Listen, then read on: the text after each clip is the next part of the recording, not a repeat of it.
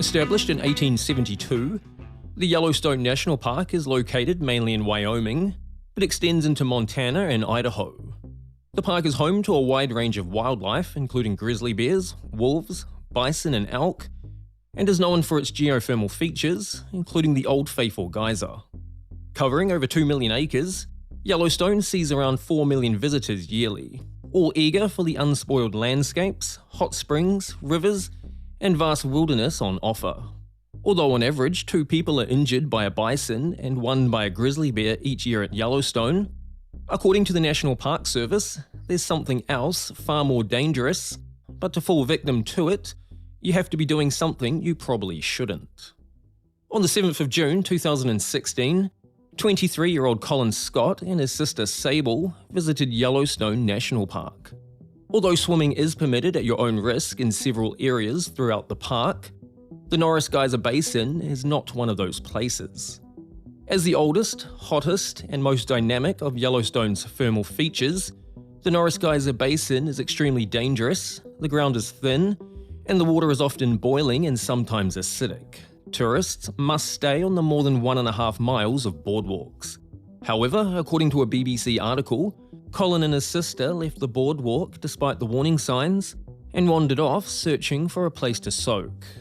As his sister watched on, Colin reached down to test the temperature of the water but lost his footing and fell in. At 212 degrees Fahrenheit, or 100 degrees Celsius, the water was boiling and he stood no chance. Without cell phone coverage, by the time his sister had gotten help from a nearby museum, rescuers were unable to retrieve his body due to the fading light and an oncoming storm, and the next day, when rescuers returned, there was not much left beyond his flip-flops. According to an excerpt from the official report, due to the acidity of the water, as well as the extremely high temperature, Colin's remains had most likely dissolved overnight. Okay, you're the boss. Nice job. Oh, he's a big bear. He's a big bear. A very big bear. Wow. Now, it wouldn't be genuine to say this next story is entirely silly, but it's not without its moments, and it's certainly interesting, so a story worth telling. For 13 consecutive summers, Timothy Treadwell fled his home in California for the wilds of Alaska, setting up camp and living among some of North America's largest and most numerous brown bear populations. He achieved notoriety appearing on CBS's David Letterman show in 2001, promoting his 1997 book, Among Grizzlies, Living with Wild Bears in Alaska. It was clear he was different, likable, but definitely quirky and pushing his luck to the limit. I'll be one of them. I will be the master. Still a kind warrior. Don't do it. It's okay. I love you. I love you. I love you. I love you. I love you. It just came from her butt. This was just inside of her. My girl. I'm touching. It's her boob. It's Wendy's boob. Treadwell's years living with the bears was not without controversy. Almost from the start, the National Park Service expressed their concerns about his behaviour. His close photography and video footage often showed him within arm's reach of grizzlies, or getting up close to a mum and her cubs and, at one point, even kissing a bear on the nose. It seemed he genuinely did believe the bears were his friends and that they'd come to accept him as one of them. I found a way to survive with them. Am I a great person? I don't know. I mean, we're all great people. Everyone has something in them that's wonderful. I'm just different, and I love these bears enough to do it right. Despite persistent encouragement by the National Park Services to do so, Treadwell refused to install an electric fence around his campsites or carry bear spray to use as a deterrent. However, it would be on his 13th consecutive summer living with the bears that his luck would finally run out. In October of 2003, after an argument with the airline over the price of altering his return ticket to California, Treadwell and his girlfriend, Amy Huguenard, decided to stay an extra week at their campsite in the Katmai National Park on the Alaska Peninsula. This was later in the year than usual, and when the bears attempted to gain as much weight as possible before winter. Food had been scarce that autumn, causing the bears to be more aggressive than usual.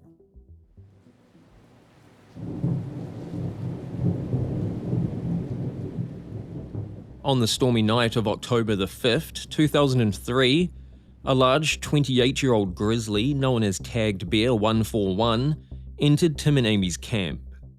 A chilling audio from a camcorder left on inside the tent disclosed that Tim was the first to be attacked and dragged into the woods, after which the bear returned for Amy. It was the next day that an air taxi pilot and national park rangers found the partial remains of both victims. After being stalked and charged themselves by the same bear, the rangers opened fire and killed it. In the 85-year history of the park, no visitor had ever been killed before by a grizzly. I think the only reason that Treadwell lasted as long in the game as he did was that the bears probably thought there was something wrong.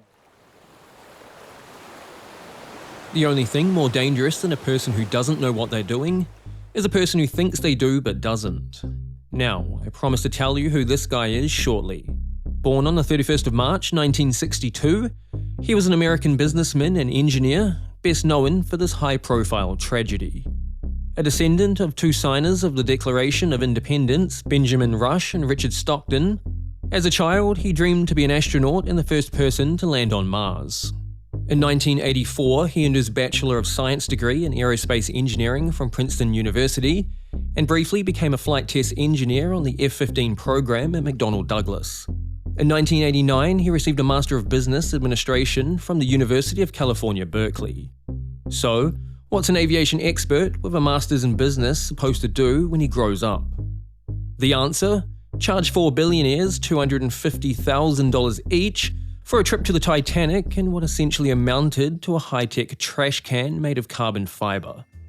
This is, of course, the Darwinian downfall of Stockton Rush. You run the whole thing with this game controller. Come on! At some point, safety just is pure waste. Yeah. At some point, you're going to take some risk, and it really is a risk-reward question. I said, I think I can do this just as safely by breaking the rules. As probably everybody knows by now, on the 18th of June 2023, he was killed along with four of his passengers when his carbon fiber submersible imploded on an ill-fated excursion to see the Titanic. However, it wasn't until after the event that the public learned just how crazy the whole thing was. He warned that the submersible posed extreme danger to passengers. There was loss of contact with the surface on that voyage as well. There were electrical problems. A bracket that was holding on a stabilization tube was reattached with zip ties. I want to do to ocean exploration what Hollywood's been able to do with space exploration. Highly critical of the Safety Act of 1993, a US law that regulated the construction of maritime tourism vessels, Stockton described it as a law that needlessly prioritized passenger safety over commercial innovation.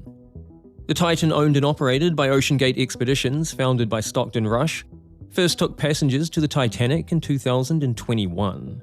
More reputable expeditions to the Titanic used a sphere-shaped submersible designed to withstand the extreme pressures at those depths, and it distributed the forces evenly around the vessel. However, to fit more paying passengers, the sphere was cast aside for an elongated carbon fiber design large enough to carry 5 people. This design was, to say the least, highly criticized among experts who said it risked an implosion. The elongated design would focus pressure on its midsection. However, Rush was almost proudly defiant in the face of criticism towards the design of his sub. I believe it's pretty much invulnerable. And that's pretty much what they said about the Titanic. That's right. Acrylic's great because it squeezes in, and before it cracks or fails, it starts to crackle, and so you get a huge warning if it's going to fail. On the 18th of June 2023, at a depth of around 11,500 feet or 3,500 meters, under the crushing weight of 5,500 pounds or 2,500 kilograms per square inch, the Titan imploded 1 hour and 45 minutes into its journey to view the Titanic, instantly vaporizing Stockton Rush and his passengers. Oh my gosh, this is so incredible. It was such a pleasure to talk to you. I never want to scuba dive, but I definitely want to jump into a Titan submersible, so thank you so much. This is awesome. At around 2 a.m. on August the 29th, 2011, 41-year-old chef and business owner Fayaz Ahmed Ansari went to his struggling kebab store with a plan to make some money.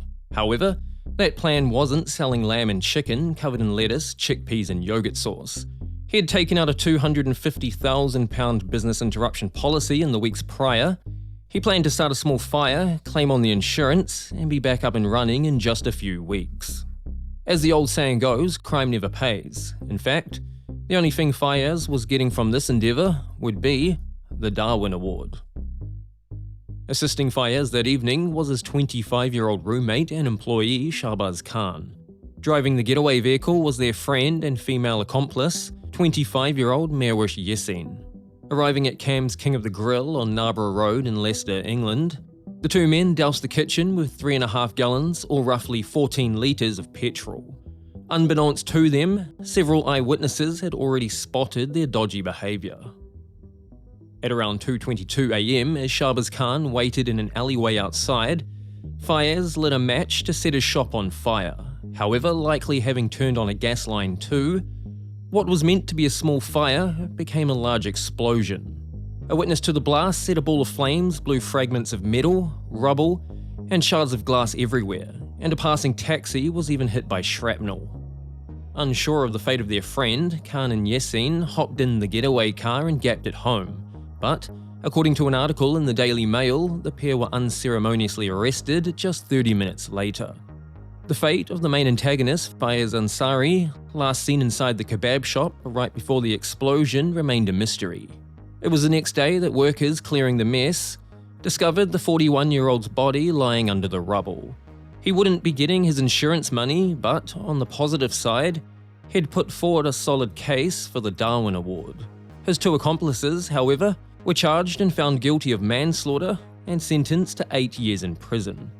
During the trial, the pair said it was only meant to be a small fire to justify the insurance claim. On the 20th of October 1967, Roger Patterson and Bob Gimlin captured one of history's most iconic and controversial pieces of film ever. The grainy footage runs for 59.5 seconds, depicting a lumbering, hairy creature walking out of the wilderness and, at one point, looking directly into the camera.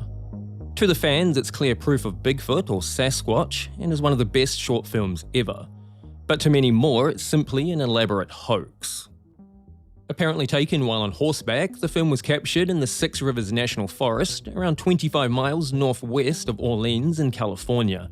And although Roger Patterson maintained the footage was real until his death in 1972, his co-conspirator Bob Gimlin denied involvement in a hoax with Patterson until 2005, when he began giving interviews and appearing at Bigfoot conferences. Regardless, the video sparked a hardcore Bigfoot fanbase and inspired a wave of imitators and would-be pranksters. However, unfortunately for one Bigfoot impersonator, his attempt to trick people into thinking they saw Sasquatch would cause him to unceremoniously be Sasquatched. Now, a quick recap for those new to the series. The Darwin Award is a satirical prize awarded to those who meet their demise in an especially absurd or reckless manner, implying they strengthened the human gene pool by voluntarily removing themselves from it. A tongue-in-cheek play on Charles Darwin's theory of evolution. On the night of Sunday, the 26th of August 2012, 44-year-old Randy Lee Tenley of Kalispell in northwest Montana completed an act that saw him exit in one of the most Darwinian ways possible. State Trooper Jim Snyder of the Montana Highway Patrol told an ABC News affiliate that Tenley was trying to make people think he was Sasquatch, so they would call and report a sighting. Not in possession of an actual Bigfoot costume, he settled for a ghillie suit made of camouflaged fabric, which evidently in the dark of night made him hard to see. As his mate watched from the side, 38-year-old Randy Lee Tenley strode out like Bigfoot onto US Highway 93. Unfortunately though, in the backdrop of the night sky, an oncoming car failed to see Sasquatch and ploughed straight into him. Although this most likely ended his life, all doubt was cast aside when a second car ran him over moments later. After interviewing the man's friends, police determined that drinks may have been a factor.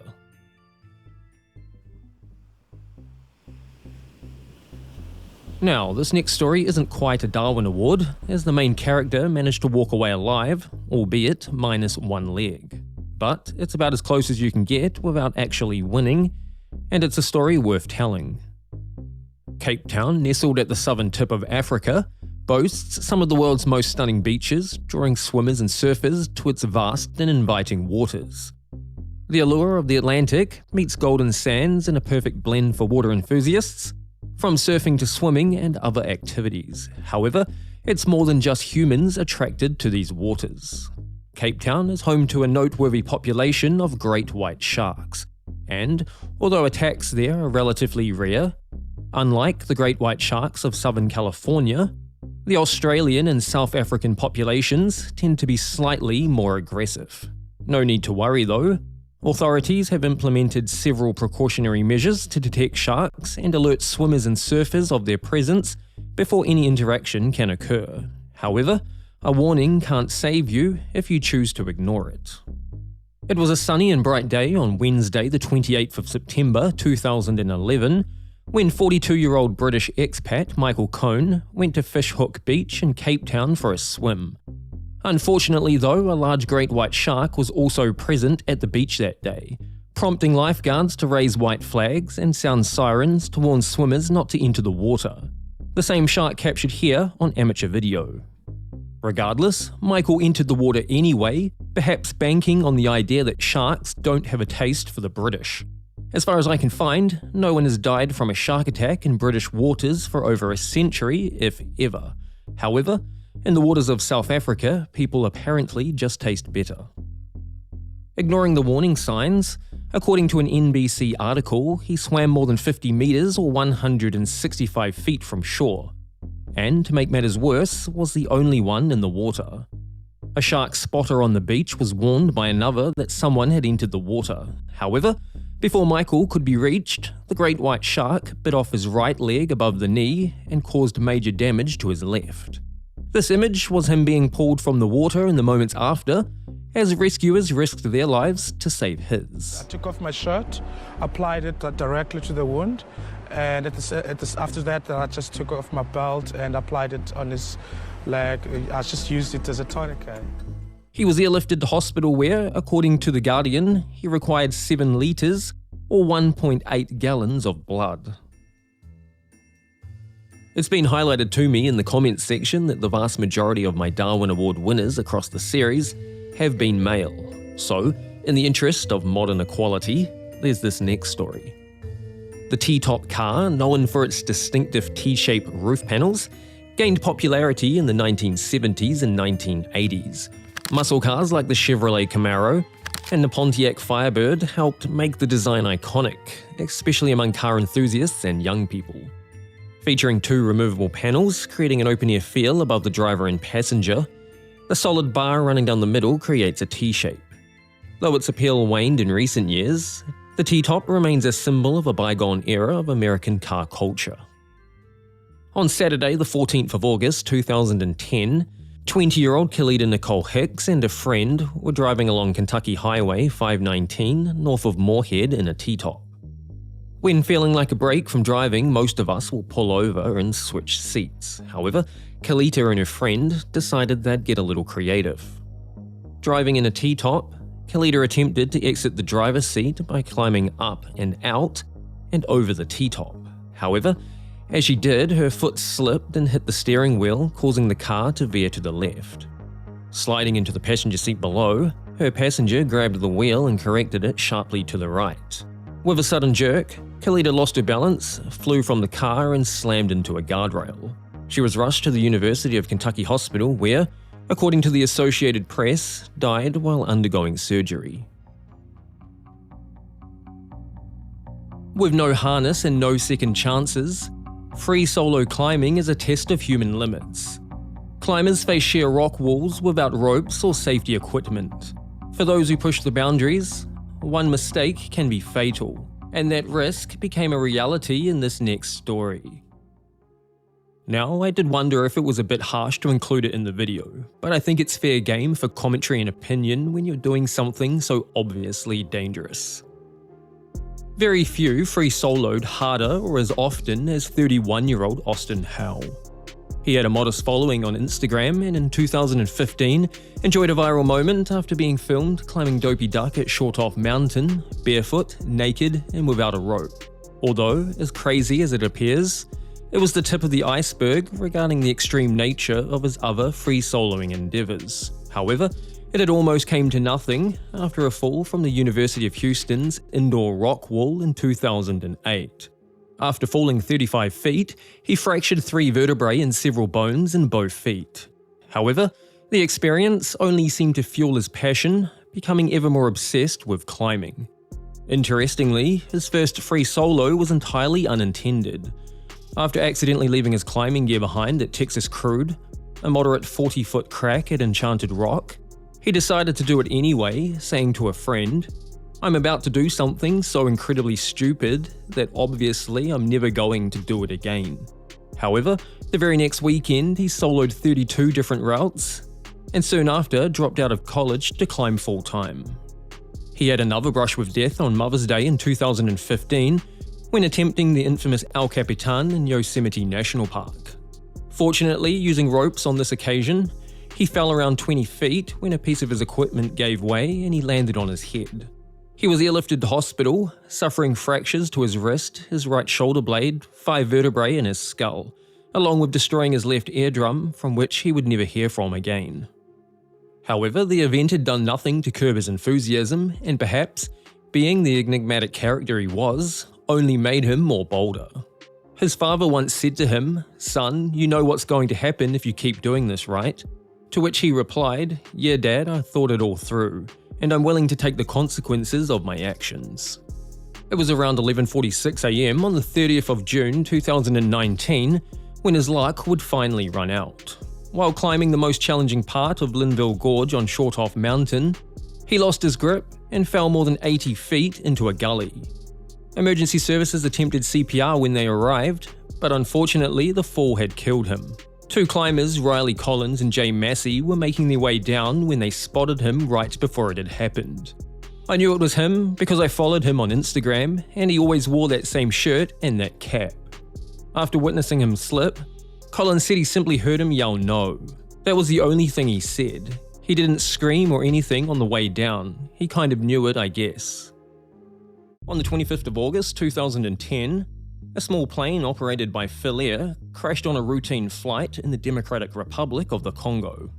Of the 21 on board, 19 were killed, 1 survived, and another would die later.